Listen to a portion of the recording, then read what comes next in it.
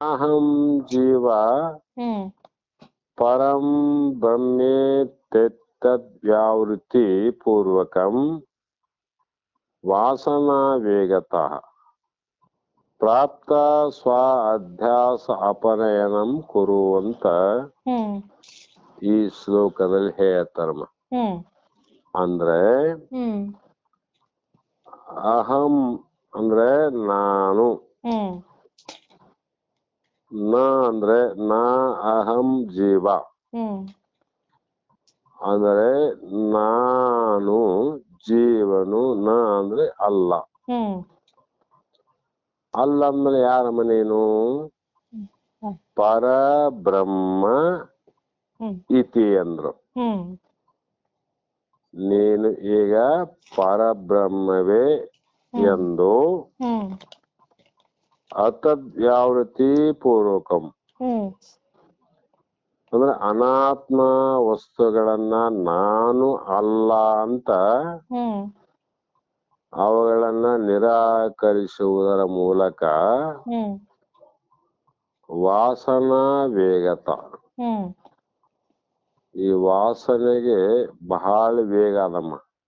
ಹ್ಮ್ ವಸ್ತುಗಳಿಗೆ ವೇಗ ಕಡಿಮೆ, ಹ್ಮ್ ವಾಸನೆಗೆ ವೇಗ ಜಾಸ್ತಿ ಅದ. ಹ್ಮ್ ಆ ವೇಗ ಹ್ಮ್ ಪ್ರಾಪ್ತ ಅಂದ್ರೆ ಉಂಟಾದ ಹ್ಮ್ ಸ್ವ ಅಧ್ಯಾಸಪನಯನಂ ಕುರು ಹ್ಮ್ ಅಂದರೆ ಆ ಅನಾತ್ಮ ವಾಸನೆಯ ವೇಗನದಿಂದ ಹ್ಮ್ ಉಂಟಾಗಿರುವ ಅಜ್ಞಾನದ ಅಧ್ಯಾಸವನ್ನ ಕಳೆದುಕೋ. ಹ್ಮ್ ಯಾಕೆಂದ್ರೆ ಹ್ಮ್ ನಾನು ಈಗ ಯಾರಮ್ಮ? ಪರಬ್ರಹ್ಮ ಇತಿ. ಹ್ಮ್ ಅಹಂ ನ ಅಂದ್ರು, ಜೀವ ನಾನು ಅಲ್ಲ ಹ್ಮ್ ಅಂದಾಗ ಇಲ್ಲಿಯವರೆಗೂ ನಾನು ಎಂದು ತಿಳಿದುಕೊಂಡಂತ ಹ್ಮ್ ದೇಹವೂ ನಾನಲ್ಲ, ಹ್ಮ್ ಇಂದ್ರಿಯಗಳು ನಾನಲ್ಲ, ಹ್ಮ್ ಮನಸ್ಸು ನಾನಲ್ಲ, ಅಹಂಕಾರವಲ್ಲ, ಹ್ಮ್ ನಾನು ಯಾವುದೇ ಪ್ರಾಣಿ ವರ್ಗವೂ ಅಲ್ಲ, ಹ್ಮ್ ಬುದ್ಧಿಯೂ ಅಲ್ಲ, ಹ್ಮ್ ನಾನು ಒಬ್ಬ ವ್ಯಕ್ತಿಯ ಪತ್ನಿಯೂ ಅಲ್ಲ, ಹ್ಮ್ ನಾನು ಒಬ್ಬ ತಂದೆ ತಾಯಿಗೆ ಪುತ್ರಿನೂ ಅಲ್ಲ, ಹ್ಮ್ ಪುತ್ರನೂ ಅಲ್ಲ. ಹ್ಮ್ ಕಾರಣ ಹ್ಮ್ ಈ ಎಲ್ಲಾ ವರ್ಗಗಳಿಂದ ಹ್ಮ್ ಮತ್ತು ವಿತ್ತಾದಿ ಹ್ಮ್ ಯಾವ ಕನಕ ಧನ ಕನಕ ಆಸ್ತಿ ಹ್ಮ್ ಎಲ್ಲವೂ ಕುಲ ಜಾತಿ ವರ್ಣ ಆಶ್ರಮದಿಂದ ಹ್ಮ್ ಆ ಪರಬ್ರಹ್ಮ ದೂರವಾದವನು. ಹ್ಮ್ ಹೌದಿಲ್ಲಮ್ಮ? ಹೌದು. ಅಂದಾಗ ನಾನು ಹ್ಮ್ ಆ ಪರಬ್ರಹ್ಮನಾದ ನಾನು ನಿತ್ಯನು, ಹ್ಮ್ ಅಂದ್ರೆ ಯಾವಾಗಲೂ ಇರೋನು, ಹ್ಮ್ ಮತ್ತು ಸಾಕ್ಷಿ ಅಂದ್ರು. ಹ್ಮ್ ವ್ಯವಹಾರಕ್ಕ ಸಾಕ್ಷಿ, ಹ್ಮ್ ವ್ಯವಹಾರ ಮಾಡೋನಲ್ಲ. ಹ್ಮ್ ಮತ್ತೆ ಪ್ರತ್ಯಗಾತ್ಮನು ಹ್ಮ್ ಆಗಿರುವಂತ ಸಾಕ್ಷಾತ್ ಶಿವನೇ ನಾನು. ಹ್ಮ್ ಹೌದಿಲ್ಲಮ್ಮ? ಹೌದು.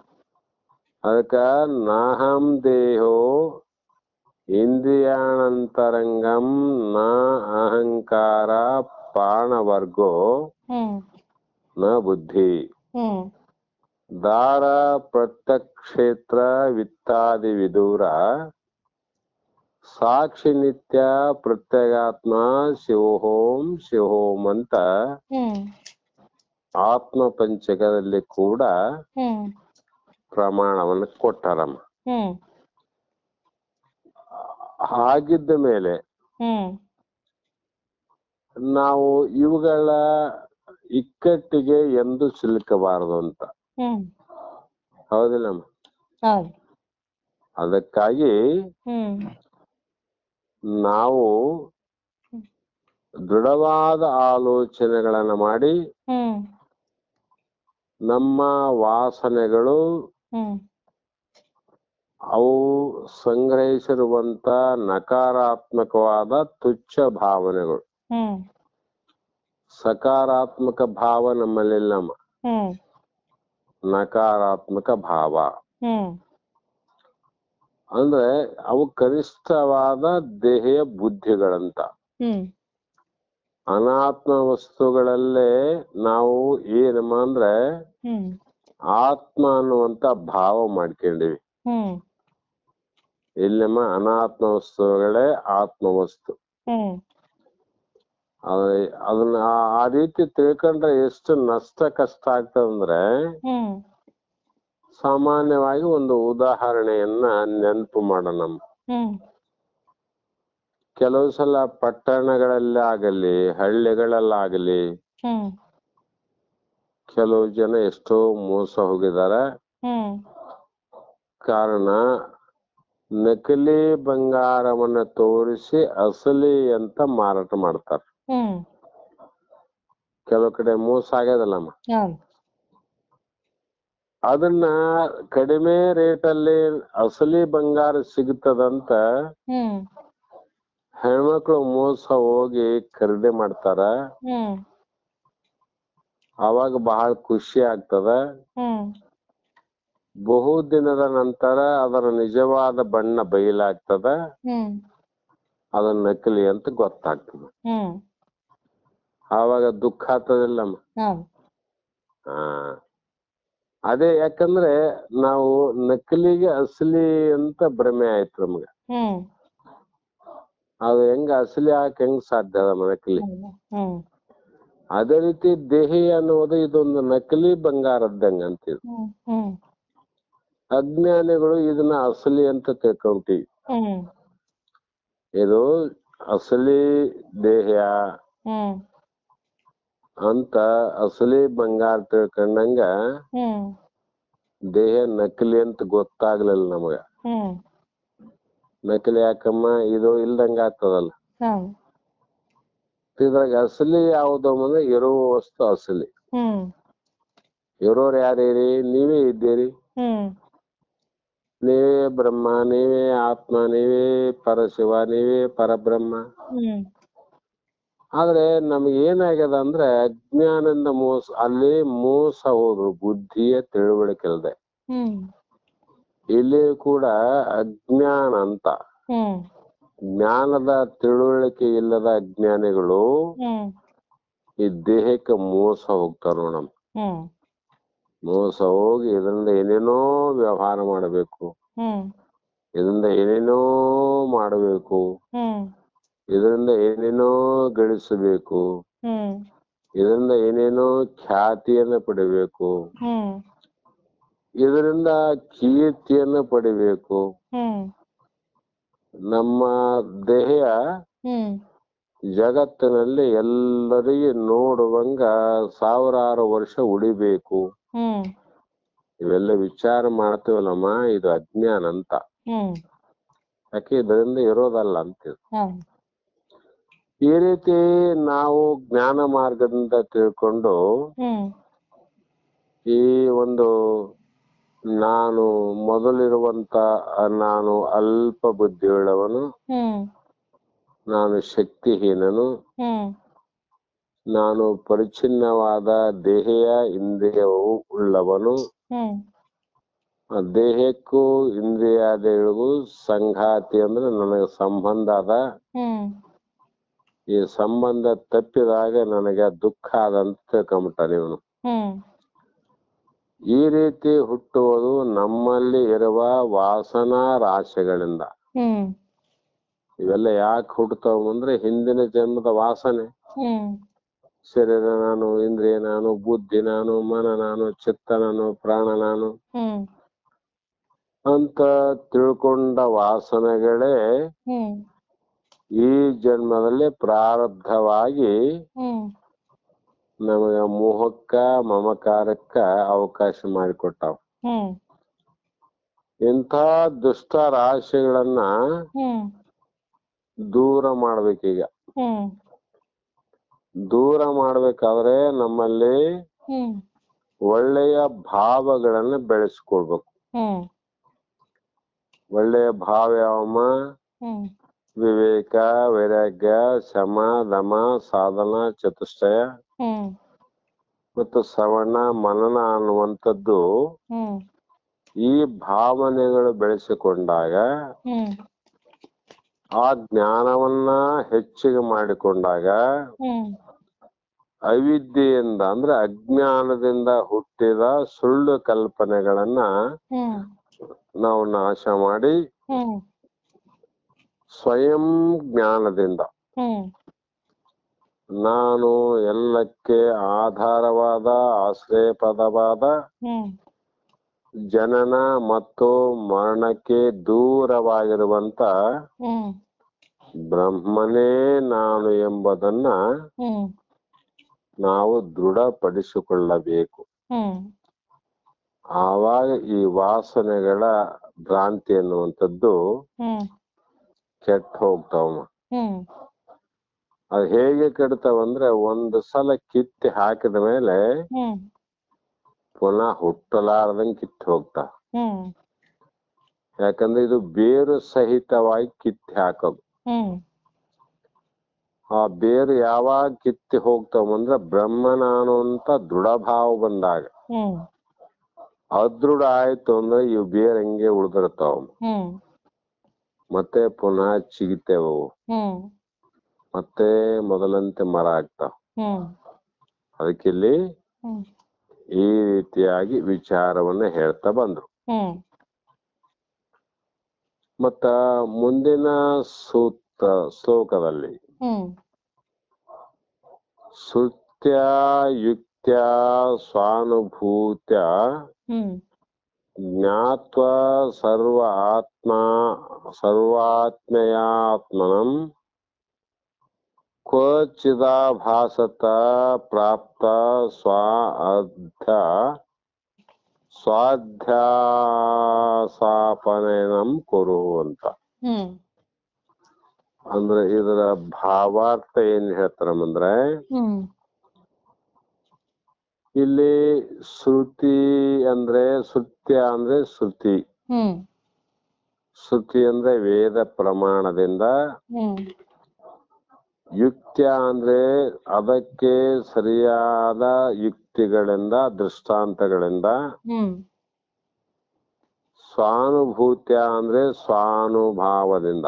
ಹ್ಮ್ ನಾವೇನೇ ಅರ್ಥವನ್ನ ಮಾಡಿದ್ರು ಕೂಡ ಹ್ಮ್ ಅನುಭವಕ್ಕ ಅಲ್ಲ ಅನ್ಸಬಾರದು, ಹ್ಮ್ ದೃಷ್ಟಾಂತದಿಂದ ಅನುಭವ ಆಗಿರಬೇಕು. ಹ್ಮ್ ಅದಕ್ಕೆ ಸೂಕ್ತವಾದ ವೇದ ಪ್ರಮಾಣ ಇರಬೇಕು. ಹ್ಮ್ ಈ ರೀತಿ ತಿಳಿದುಕೊಂಡಾಗ ಆತ್ಮನ ಅಂದ್ರೆ ಸರ್ವಾತ್ಯಂ ಅಂದ್ರೆ ಹ್ಮ್ ಸರ್ವಾತ್ಮಕತ್ವವನ್ನ ಜ್ಞಾತ್ವ ತಿಳಿದುಕೊಂಡು ಹ್ಮ್ ಜ್ಞಾನವನ್ನ ಮಾಡಿಕೊಂಡು ಹ್ಮ್ ಕ್ವಚಿತ್ ಅಂದ್ರೆ ಅಕಸ್ಮಾತವಾಗಿ ಹ್ಮ್ ಆಭಾಸತಃ ಹ್ಮ್ ತೋರಿಕೆಯಿಂದ ಪ್ರಾರಬ್ಧ ತೋರಿಕೆಯಿಂದ ಪ್ರಾಪ್ತ ಸ್ವ ಅಧ್ಯಾಸಾಪನಯಂ ಕುರುಹು ಅಂದ್ರೆ ಇವು ಮೂರರಿಂದ ತಿಳಿದುಕೊಂಡು ಅಕಸ್ಮಾತ್ತಾಗಿ ತೋರಿಕೆಯಿಂದ ನನ್ನಲ್ಲಿ ಉಂಟಾಗಬಹುದಾದ ಆ ಭ್ರಾಂತಿಯನ್ನ ಕಳೆದುಕೊಳ್ಳಬಹುದು. ಹೇಗೆ ಅಂದ್ರೆ ಉಪನಿಷತ್ತುಗಳ ಶ್ರವಣ ಮತ್ತು ಅಧ್ಯಯನದಿಂದ ನ್ಯಾಯ ತರ್ಕ ಶಾಸ್ತ್ರಗಳಿಂದ ನಮ್ಮ ಸ್ವಂತ ಅನುಭವದಿಂದ ಇವು ಮೂರು ಪ್ರಕಾರದ ವಿಧಾನಗಳಿಂದಲೂ ಆತ್ಮನನ್ನ ಅರಿತುಕೊಳ್ಳಬೇಕು. ಮುಮುಕ್ಷಿ ಸಾಧಕನು ಭ್ರಾಂತಿಯಿಂದ ಮುಕ್ತನಾಗಬೇಕು. ಬ್ರಹ್ಮನಿಂದ ಮುಕ್ತ ಆಗದು ಬೇಕಾಗಿಲ್ಲಮ್ಮ. ಬ್ರಹ್ಮ ಮೊದಲೇ ಮುಕ್ತಾನವನು. ಹ್ಮ್ ಆದರೆ ಇಲ್ಲಿ ಭ್ರಾಂತಿಯಿಂದ, ಹ್ಮ್ ಅದಕ್ಕೆ ಆ ಭ್ರಾಂತಿಯಿಂದ ಮುಕ್ತನಾಗ್ಬೇಕಾದ್ರೆ ಹ್ಮ್ ಗಮನವಿಟ್ಟು ಏನು ಮಾಡಬೇಕು? ಪ್ರಥಮದಲ್ಲಿ ಆಲಿಸುವುದು. ಹ್ಮ್ ಅದು ಆಲಿಸುವುದೇನಮ್ಮ? ಶ್ರವಣವನ್ನ ಮಾಡೋದು. ಹ್ಮ್ ಗುರುಗಳಿಂದಲೂ ಅಧ್ಯಯನದಿಂದಲೂ ತಿಳಿದ ವಿಷಯಗಳನ್ನ ಕುರಿತು ಹ್ಮ್ ಮನಸ್ಸಿನಲ್ಲಿ ಚಿಂತನೆ ಮಾಡುವುದು ಮನನ. ಹ್ಮ್ ಕೇಳುವುದು ಶ್ರವಣ, ಹ್ಮ್ ಕೇಳಿದ ನಂತರದಲ್ಲಿ ಚಿಂತನೆ ಮಾಡುವುದು ಮನನ. ಹ್ಮ್ ಮತ್ತು ಧ್ಯಾನ ಉಪಾಸನೆಗಳ ಮೂಲಕ ಹ್ಮ್ ನೇರವಾಗಿ ಆತ್ಮ ಅನುಭವ ಪಡೆಯುವುದು ನಿಧಿಧ್ಯಾಸನ. ಹ್ಮ್ ಧ್ಯಾನ ಉಪಾಸನ ಅಂದ್ರ ಮತ್ತ ಈ ಕಡೆ ಹೋಗಬಾರದು. ಹ್ಮ್ ಯಾವುದರ ಧ್ಯಾನ ಅಂದ್ರೆ ದೇಹವಾದ ವಸ್ತುವಿನ ಧ್ಯಾನ.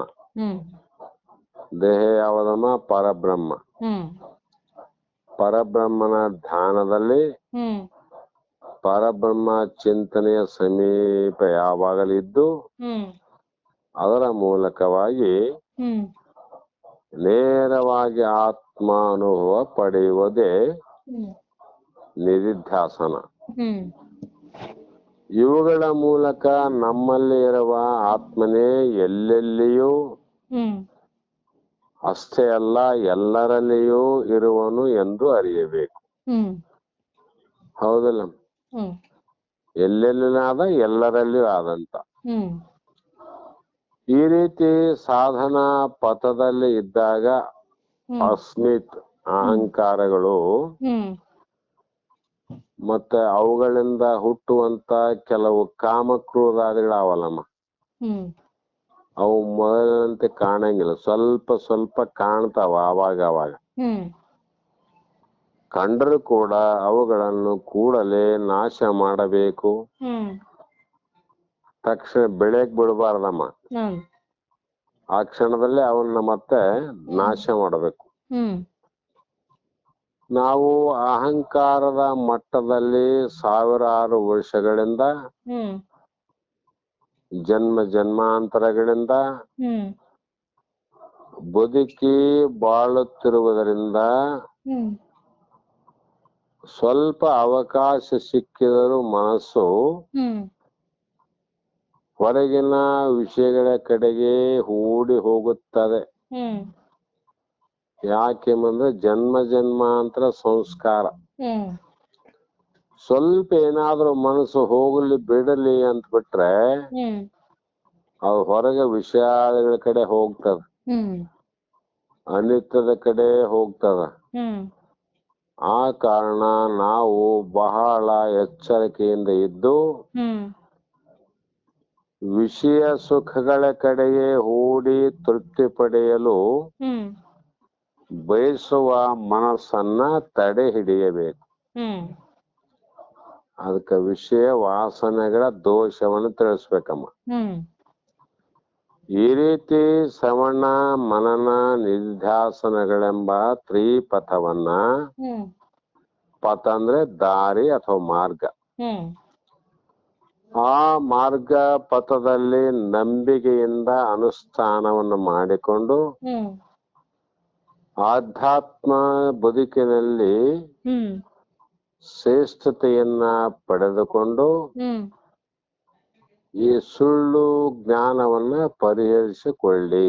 ಹ್ಮ್ ಇರ್ಲಾರ್ದು ಇರುತ್ತಂತ ತಿಳ್ಕೊಂಡಿವಲ್ಲ, ಹ್ಮ್ ಇದ್ದದ್ದು ಹೋಗ್ತದ, ಇರ್ಲಾರ್ದು ಇರ್ತದಂತ ಏನು ಭ್ರಾಂತಿ ಅದ, ಹ್ಮ್ ಅದನ್ನ ಪರಿಹಾರ ಮಾಡಿಕೊಂಡು ಹ್ಮ್ ಇರುವುದು ಮುಖ್ಯ ವಿನಃ ಹ್ಮ್ ನೀವು ಎಷ್ಟು ಅಧ್ಯಯನ ಮಾಡಿದ್ದೀರಿ ಹ್ಮ್ ಎಂಬುದು ಮುಖ್ಯವಲ್ಲ. ಹ್ಮ್ ನಾವು ಎಷ್ಟನ್ನ ಅಧ್ಯಯನ ಮಾಡೀವಿ, ಹ್ಮ್ ಎಷ್ಟರ ಮಟ್ಟಿಗೆ ಆತ್ಮನ ಕಡೆಗೆ ನಾವು ನಡೆದಿದ್ದೀವಿ ಎಂಬುದು ಮುಖ್ಯ.